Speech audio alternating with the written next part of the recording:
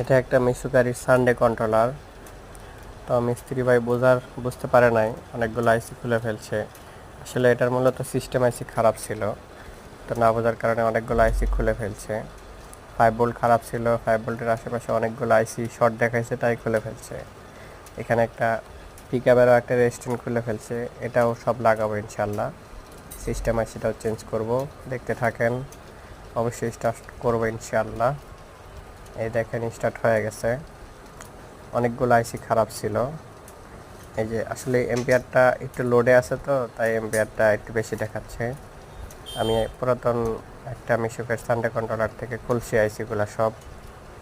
তো দেখেন কত সুন্দর স্টার্ট হয়েছে। এগুলো অবশ্যই অনেক ভালো মানের কন্ট্রোলার, তাই এগুলোর একটু কষ্ট করে ঠিক করতে পারলে অবশ্যই অনেক ভালো সার্ভিসে আসবে।